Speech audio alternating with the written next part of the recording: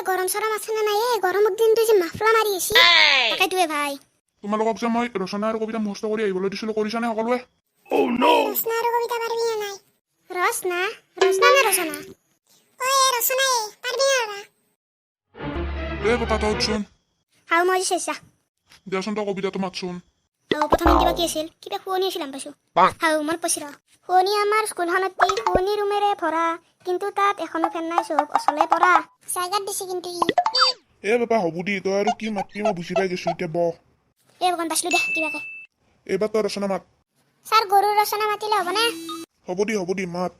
গৰু বিভিন্ন ধৰণত থাকে মতা গৰু মাইকী গৰু বগা গৰু ৰঙা গৰু হালধীয়া গৰু নীলা গৰু হালধীয়া গৰু নাথাকে ছাৰ গৰুই বিভিন্ন বস্তু খায় আমাৰ গৰু ধান খায় বেলেগৰ পথাৰত যায় আমাৰ গৰু যাত ধান খায় সিহঁতে আকৌ আহি পেলাই মোক বান্ধি থৈ দিয়ে তাৰপিছত গৰু বিভিন্ন প্ৰকাৰত থাকে গৰু বাঘ খায় বাঘে আলু খায় গৰুৰ এডাল নেজ থাকে নেজডাল সদায় তলমূৰা হৈ থাকে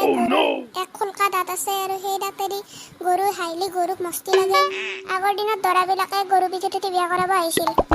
গৰুক আমি সন্মান কৰা উচিত কিছুমান মানুহে গৰুকে নিজৰ জীৱিকা হিচাপে লৈ বৰ্তমান জীয়াই আছে আৰু সেইদৰে তেওঁলোকে বহুতো পইচা উপাৰ্জন কৰি আছে সেয়েহে গৰুৰ প্ৰতি আমি সদায় ভাল ব্যৱহাৰ দেখুৱাব লাগে আৰু কেতিয়াবা কিছুমান ছাৰে ছাত্ৰবোৰক গৰু বুলি কয় এনেকৈ ক'ব নালাগে হাও কি মাতছে এইগিলা গৰু বাঘ খাই বাঘে আলু খাই জীৱনত প্ৰথমবাৰ শুনছোঁ এইগিলা কথা। ছাৰ এইগিলা বাদ দিয়ক মোৰ হুচিনে নাই চলি ছাৰ কি হ'লে পলাবল ইয়াৰ পৰা ছাৰে মোৰ ৰচনা শুনি পেলাই বেহুচ আন পাইছোঁ পলাবল গম পালি আমাক দিব শিক্ষা